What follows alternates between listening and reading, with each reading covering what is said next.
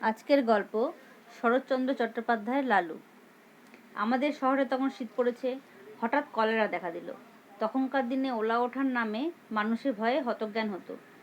কারো কলেরা হয়েছে শুনতে পেলে সে পাড়ায় মানুষ থাকতো না। মারা গেলে দাহ করার লোক মেলা দুষ্কর হতো। কিন্তু সে দুর্দিনেও আমাদের ওখানে একজন ছিলেন যার কখনো কোনো আপত্তি ছিল না। গোপাল খুড়ো তার নাম। জীবনের ব্রত ছিল মরা পোড়ানো। কারো অসুখ শক্ত হয়েছে শুনলে তিনি ডাক্তারের কাছে প্রত্যহ সংবাদ নিতেন।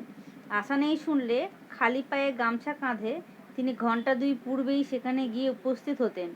আমরা কয়েকজন ছিলাম তার চেলা।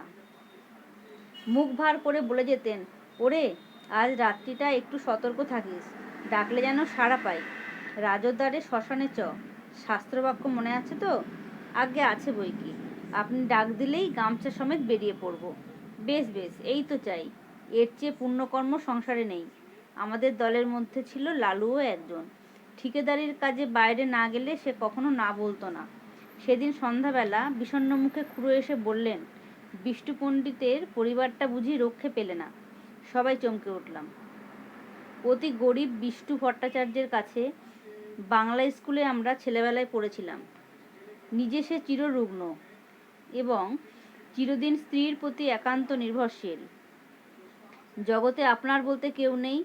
তার মতো নিরীহ অসহায় মানুষ সংসারে আমি দেখিনি। রাত্রি আন্দাজ 8টা। দড়ির খাটে বিছানা সমেত পণ্ডিত গৃহিণীকে আমরা ঘর থেকে উঠানে নামালাম। পণ্ডিত মশাই ফ্যালফ্যাল করে চেয়ে রইলেন। সংসারে কোনো কিছুর সঙ্গে সে চাহনির মিল হয় না এবং সে একবার দেখলে সারা জীবন ভোলা যায় না। মৃতদেহ তোলবার সময় পণ্ডিত মশাই আস্তে আস্তে বললেন, আমি সঙ্গে না গেলে মুখাগ্নির কি হবে? কেউ কিছু বলবার আগে লালু বলে উঠল, ও কাজটা আমি করব পণ্ডিত মশাই। আপনি আমাদের গুরু, সেই সম্পর্কে উনি আমাদের মা। আমরা সবাই জানতাম শ্মশানে হেঁটে যাওয়া তার পক্ষে অসম্ভব। বাংলা স্কুল মিনিট 5-এর পথ। হাঁপাতে হাঁপাতে সেটুকু আসতেও তার আধ ঘন্টার বেশি সময় লাগত। পণ্ডিত মশাই একটু চুপ করে থেকে বললেন, নিয়ে যাবার সময় ওর মাথায় একটু সিঁদুর পরিয়ে দিবি নে লালু? নিশ্চয়ই দেব পণ্ডিত মশাই, নিশ্চয়ই দেব বলে লাফিয়ে সে ঘরে ঢুকে কৌটো বার করে আনলে এবং যত সিঁদুর ছিল সমস্তটা মাথায় ঢেলে দিলে। হরিবোল দিয়ে আমরা গৃহ হতে গৃহিণীর মৃতদেহ চিরদিনের মতো বার করে নিয়ে এলাম। পণ্ডিত মশাই দৌড়ের চৌকাটে হাত দিয়ে তেমনই চুপ করে দাঁড়িয়ে রইলেন। গঙ্গার তীরে শ্মশান অনেক দূর, প্রায় ক্রোশ 3। সেখানে পৌঁছে যখন আমরা সব নামালাম তখন রাত 2টো। লালু খাট ছুঁয়ে মাটিতে পা ছড়িয়ে বসল। কেউ কেউ সেখানে ক্লান্তিতে চিত হয়ে শুয়ে পড়ল।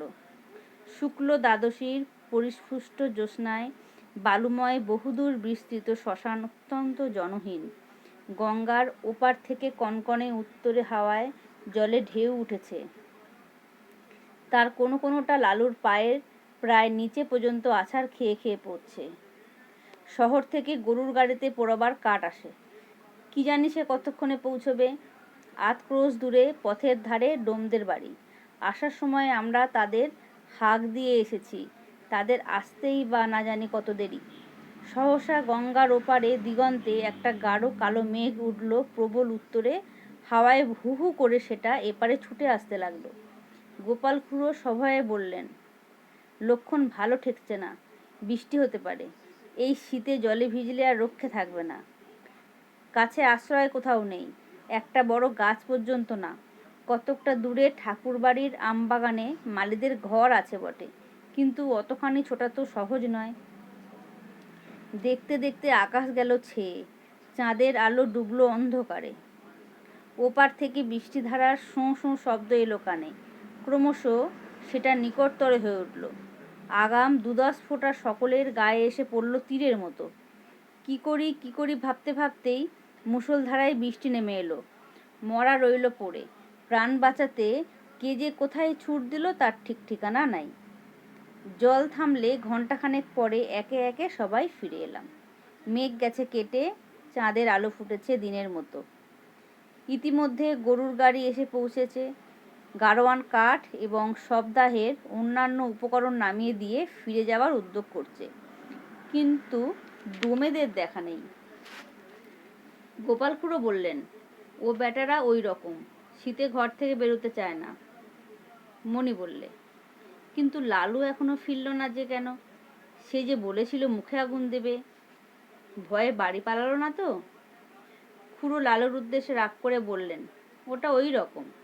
যদি এতই ভয়, মরা ছুঁয়ে বসতে গেলি কেন? আমি হলে বজ্রাঘাত হলেও মরা ছেড়ে যেতাম না। ছেড়ে গেলে কি হয় খুড়ো? কি হয় কত কি? শ্মশান ভূমি কি না? শ্মশানে একলা বসে থাকতে আপনার ভয় করতো না? ভয় আমার? অন্তত 1000টা মরা পুড়িয়েছি জানিস। এরপরে মণি আর কথা কইতে পারল না, কারণ সত্যি খুড়োর গর্ব করা সাজে। শ্মশানে গোটা 2 কোদাল পড়েছিল। খুড়ো তার একটা তুলে নিয়ে বললেন, আমি চুলোটা কেটে ফেলি, তোরা হাতাহাতি করে কাঠগুলো নিয়ে চলে আয়। খুড়ো চুরি কাটছেন, আমরা কাঠ নামিয়ে আনছি। নুরু বললে, আচ্ছা, মরাটা ফুলে যেন দুগুণ হয়েছে না? খুড়ো কোনো দিকে না তাকিয়েই জবাব দিলেন, ফুলবে না, লেপ কাতা সব জলে ভিজে গেছে যে। কিন্তু তুলো জলে ভিজলে তো চুপসে ছোট হয়ে যাবে খুড়ো, ফুলবে না তো। খুড়ো রাগ করে উঠলেন, তোর ভারী বুদ্ধি, যা করছিস কর। কাঠ বাবা প্রায় শেষ হয়ে এলো। নুরুর দৃষ্টি ছিল বরাবর খাটের প্রতি। হঠাৎ সে থমকে দাঁড়িয়ে বললে, খুড়ো, মরা যেন নড়ে উঠল। খুড়োর হাতের কাজ শেষ হয়েছিল, কোদালটা ছুঁড়ে ফেলে দিয়ে বললেন, তোর মতো ভীতু মানুষ আমি কখনো দেখিনি তো নুরু। তুই আসিস কেন এসব কাজে? যা, বাকি কাঠগুলো আন, আমি চিতাটা সাজিয়ে ফেলি। গাধা কোথাকার। আবার মিনিট 2 গেল। এবার মণি হঠাৎ চমকে উঠে 5-7 পা পিছিয়ে দাঁড়িয়ে সভয়ে বললে, না খুড়ো, গতি ভালো ঠেকছে না, সত্যি মরাটা যেন নড়ে উঠল। খুড়ো এবারে হাহা করে হেসে বললেন, ছোড়ার দল, তোরা ভয় দেখাবি আমাকে? যে 1000-এর উপর মরা পুড়িয়েছে তাকে? নুরু বললে, ওই দেখুন আবার নড়ছে। খুড়ো বললেন, হ্যাঁ নড়ছে, ভূত তোকে খাবে বলে। মুখের কথাটা তার শেষ হলো না, অকস্মাৎ লেপ কাঁথা জড়ানো মরা হাঁটু গেড়ে খাটের উপর বসে ভয়ঙ্কর বিশ্রী খোঁড়া গলায় চেঁচিয়ে উঠল, না না, নুরুকে না, গোপালকে খাবো। ওরে বাবা রে! আমরা সবাই মারলাম ঊর্ধ্বশ্বাসে দৌড়। গোপাল খুড়োর সম্মুখে ছিল কাঠের স্তূপ। তিনি ওপরের দিকে আমাদের পিছনে ছুটতে না পেরে ঝাঁপিয়ে গিয়ে পড়লেন গঙ্গার জলে। সেই কনকনে ঠান্ডা এক বুক জলে দাঁড়িয়ে চেঁচাতে লাগলেন, বাবা গো, গেছি গো, ভূতে আমায় খেয়ে ফেললো গো, রাম রাম রাম। এইদিকে সেই ভূতও তখন মুখের ঢাকা ফেলে দিয়ে চেঁচাতে লাগলো, ওরে নির্মল, ওরে মণি, ওরে নুরু, পালাস নে রে, আমি লালু, ফিরে আয় ফিরে আয়। লালুর কণ্ঠস্বর আমাদের কানে পৌঁছালো। নিজেদের নির্বুদ্ধিতায় অত্যন্ত লজ্জা পেয়ে সবাই ফিরে এলাম। গোপাল খুড়ো শীতে কাঁপতে কাঁপতে ডাঙায় উঠলেন। লালু তার পায়ের ধুলো নিয়ে সলজ্জে বললে, সবাই জলের ভয়ে পালালো, কিন্তু আমি মরা ছেড়ে যেতে পারলাম। খুড়ো বললেন, বেশ করেছিলে বাবা, খাসা বুদ্ধি করেছিলে। এখন যাও, ভালো করে গঙ্গা মাটি মেখে চান করোগে। এমন শয়তান ছেলে আমি আমার জন্মে দেখিনি। তিনি কিন্তু মনে মনে তাকে ক্ষমা করলেন। বুঝলেন, এত বড় ভয়শূন্যতা তার পক্ষেও অসম্ভব। এই রাতে একাকী শ্মশানে, কলেরার মরা, কলেরার বিছানা, এসব সে গ্রাহ্যই করল না। মুখে আগুন দেবার কথায় খুড়ো আপত্তি করলেন, না, সে হবে না। ওর মা শুনতে পেলে আর আমার মুখ দেখবেন না।